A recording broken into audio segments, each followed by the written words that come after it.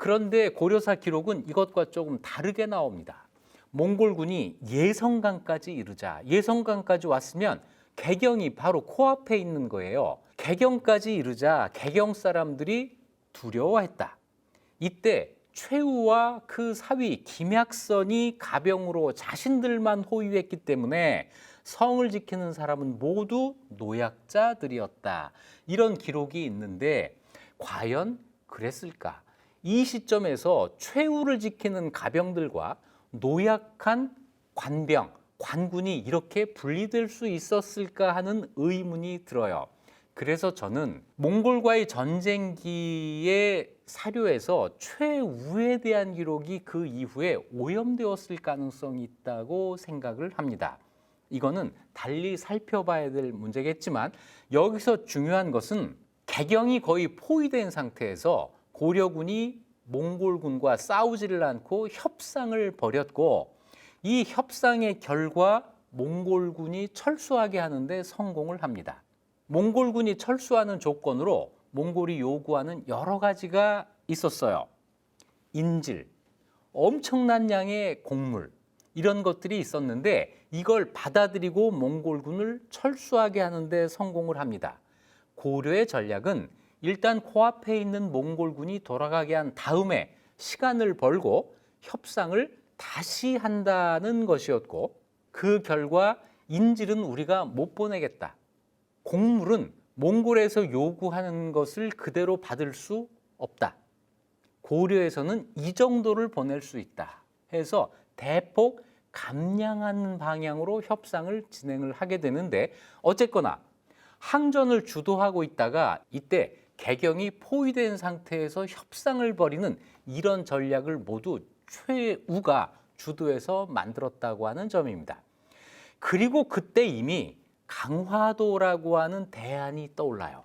몽골과 막 협상을 끝내고 몽골군이 돌아가고 추가 협상을 벌이려고 하던 그때 승천부 부사로 있던 사람이 승천부가 어디냐면 강화도에서 북쪽으로 육지를 건너온 그 지역에 있는 행정구역이 승천부입니다. 이 승천부 부사가 자기 가족을 강화도로 다 옮긴 다음에 최후에게 이런 제안을 해요. 강화도가 피난하기 좋은 곳입니다. 이 말을 듣고 최후가 사람을 시켜서 강화도 현지 답사를 하게 합니다. 그런데 이 현지 답사 갔던 사람들이 몽골군에 사로잡히는 바람에 강화도까지 가지는 못하는데 이때 최후가 강화도가 있었지. 강화도로 천도해서 몽골과 싸울 생각을 했을 가능성이 대단히 높습니다. 몽골의 1차 침략을 협상을 통해서 마무리를 하고 몽골에 요구하는 조건을 대폭 줄이는 협상을 벌여나가는데 결국 이 협상이 결렬돼요.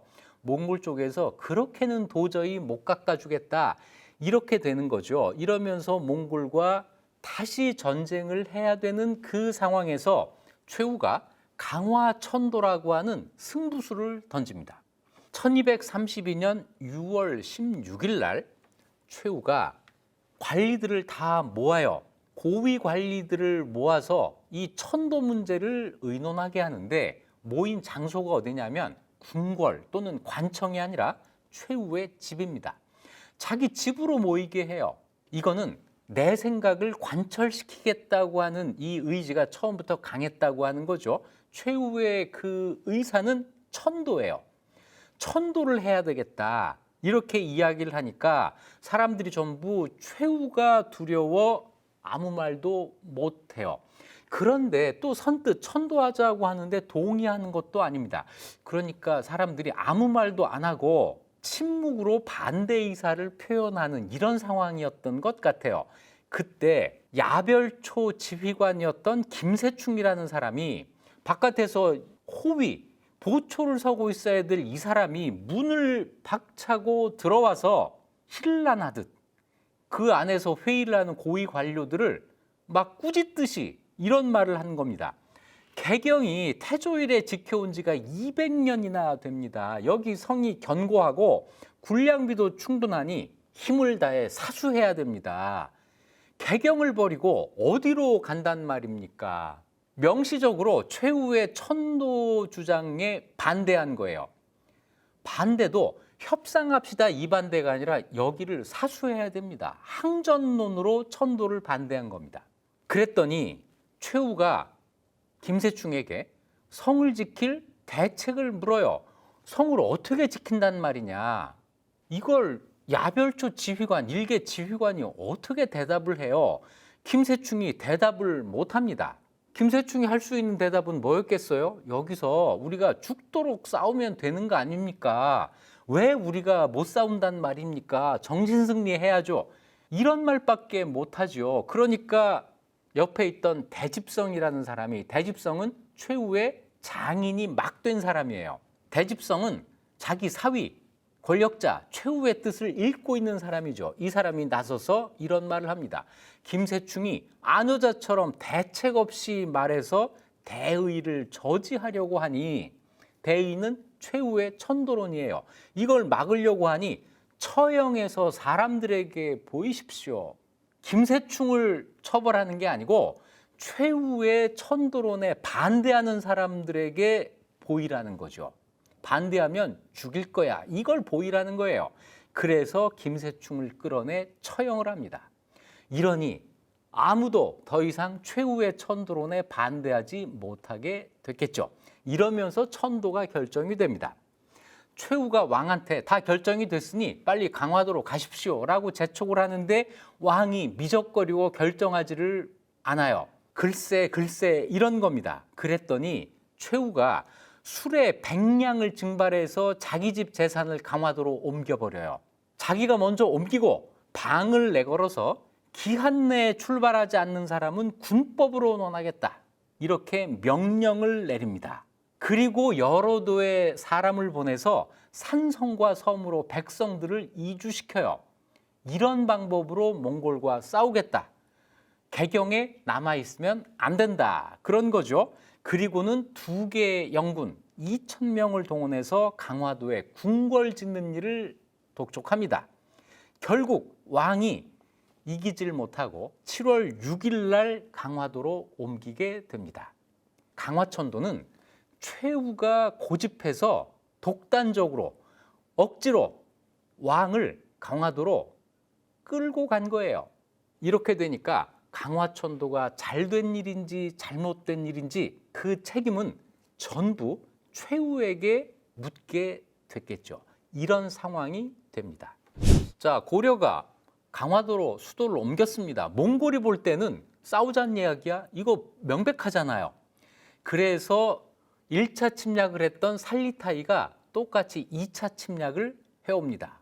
전쟁이 시작된 거죠. 몽골이 쳐들어오니까 고려 사람들 가운데 아마 많은 수가 이거 최후 때문이야. 최후가 천도를 고집해서 몽골군이 쳐들어온 거야. 이런 생각을 하는 사람도 당연히 있었겠죠. 그런데 몽골의 2차 침략 당시에 고려에 기적이 일어납니다.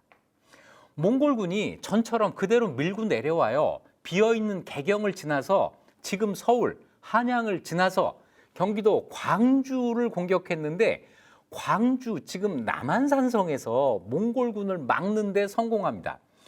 광주를 그대로 지나쳐서 그 아래에 있는 처인성을 공격했는데 이 처인성에서 지휘관 살리타이가 날아오는 화살에 맞아서 죽는 일이 벌어진 거예요. 기적적인 승리를 고려가 거둔 겁니다. 지휘관을 잃은 몽골군이 그대로 후퇴를 했어요. 고려 사람들은 만세를 불렀죠. 만세를 부르는 동안 이게 누구 덕인가 하는 질문이 계속 던져진 거예요. 누가 이 승리를 가능하게 했는가?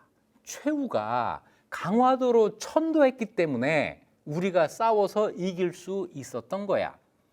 강화천도가 갑자기 잘한 일로 둔갑이 되고 누가 그걸 한 거야? 최후가 한 거야. 모든 공이 최후에게 돌려집니다.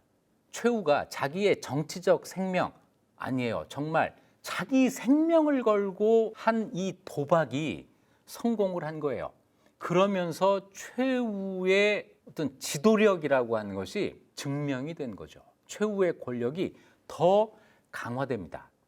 게다가 1232년에 뜻밖의 패배를 당하고 고려에서 후퇴한 몽골이 무려 15년 동안 1247년까지 고려를 본격적으로 공격해오지를 않아요. 15년 동안의 평화가 온 겁니다. 왜 이런 일이 있었을까? 1232년 12월에 처인성에서 후퇴를 했어요. 그런데 그 직후에 몽골에 어떤 사정이 있었느냐면 버거운 상대와의 정말 힘겨운 전쟁을 치르게 됩니다. 그게 어디냐면 중국 북쪽의 금나라예요. 몽골을 제외하고 가장 강력한 군대를 가지고 있었던 금과 전쟁을 벌이면서 몽골이 다른 지역에 침략할 여유가 없었습니다. 결국 1234년에 금나라를 멸망시키는 데 성공합니다. 자, 그러면 이제 고려 쪽으로 눈을 돌릴까요? 그게 또 되지를 않아요. 1234년에 금나라를 멸망시킨 다음에 바로 그 남쪽에 있는 남송과 전쟁을 하게 됩니다. 남송은 군사력은 어떨지 몰라도 그 당시 세계에서 가장 부강한 나라예요. 인구가 가장 많았고 경제력이 가장 앞선 나라였습니다. 당연히 군사력도 만만치가 않았겠죠. 그래서 몽골이 금나라를 멸망시키고 남성을 공격하는 그 시점에서 고려를 침략하기는 하는데 그게 1235년부터 1239년까지 계속된 몽골의 3차 침략인데 이 3차 침략 때는 몽골군의 수가 굉장히 적습니다.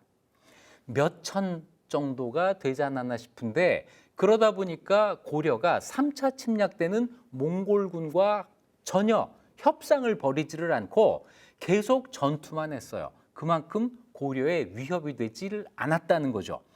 그러다가 1241년에 몽골의 칸이 죽습니다. 우구데이 칸이 죽고 그 다음 칸이 즉위하기까지 5년이라고 하는 시간이 지나요. 1246년에 구육칸이 즉위하는데 1241년부터 46년까지 5년이 공위, 칸의 자리가 비어있는 상태가 됩니다. 이 공위 기간에 몽골군은 어떤 지역에서도 전쟁을 멈춰요. 그러다 보니까 고려를 침략해 오지 않게 됐죠. 이러저러한 몽골의 사정 때문에 2차 침략 때 고려가 승리를 거둔 뒤부터 1247년 4차 침략이 시작될 때까지 15년의 비교적 평화로운 기간이 찾아온 거예요. 이 평화, 누구 때문에 온 것인가? 최후 때문이다. 최후가 강화천도의 그 성과를 이렇게 오랫동안 자기의 권력을 강화하는 수단으로 사용할 수 있게 됐던 겁니다. 이 15년 동안 고려의 정책은 바뀌질 않아요. 항전이 기본 정책이고 몽골군이 쳐들어오면 부분 협상을 한다. 항전과 협상을 병행하지만 기본적으로는 항전이다. 전쟁 기간에는 정책이 일관된다는 것도 굉장히 중요합니다. 고려의 정책이 이렇게 일관될 수 있었던 것은 최후의 권력이 그만큼 강했기 때문이다라고 평가할 수 있는 거죠. 하지만 최후도 언젠가는 세상을 떠나게 되겠죠. 최후의 태어난 해를 모르기 때문에 최후의 나이를 모르지만 대체로 권력을 처음 잡았을 때를 40대 중후반으로 본다면 30년 동안 권력을 잡았으니까 70대 중후반이 된 거예요. 1249년 11월 5일 고려사에는 최이사라고 되어 있습니다. 사, 나쁜 사람의 죽음은 죽을 사자를 쓴다고 말씀드렸죠. 그렇지 않은 사람이면 졸이라고 썼겠죠. 최이가 죽었을 때 강종 묘정에 배양을 합니다. 국왕의 묘정에 배양한다는 것은 종묘, 고려시대는 태묘가 되겠죠. 태묘에 강종실이 있는데 이 강종실에 최우를 같이 모시는 거예요. 이걸 배양공신이라고 하고 이걸 최고의 영예로 생각을 하는데 글쎄요. 먼저 죽어서 태묘에 자리를 잡고 있다가 최후가 배양된다고 하는 소식을 들은 저 세상의 강종은 섬뜩했을 것 같아요. 정말 싫었을 것 같은데요. 살아서도 나를 그렇게 그 아버지가 못 살게 굴더니 죽은 다음에는 그 아들이 내 옆으로 온단 말이야. 뭐 이런 느낌 아니었을까요? 어쨌거나 최후는 다른 권력자들과 다르게 국왕의 묘정의 배향이 되는 이런 영광까지 얻는데, 나중에 최씨 정권이 붕괴된 다음에 최후의 그 배양 공신을 철회하는 일이 또 있습니다. 자, 어쨌거나 1249년에 최후가 죽었는데, 이 1249년은 정말 다행스럽게도 전쟁 휴식기였어요. 1247년에 몽골의 4차 침략이 시작되었는데, 협상을 통해서, 이 협상은 최후가 주도한 거겠죠. 그 다음에 1248년에 몽골군이 돌아가고 잠깐 휴식기를 가진 그때 최후가 사망한 겁니다. 1251년에 몽케칸이 즉위하고 고려를 다시 압박해오기 시작하는데, 그 사이 1248년부터 1251년까지 휴식기, 요때 최후가 세상을 떠나고, 이러면서 전쟁의 위협이 비교적 낮은 상태에서 최후의 권력을 누가 세습하느냐 하는 걸 가지고 또 한 번 사건이 벌어집니다.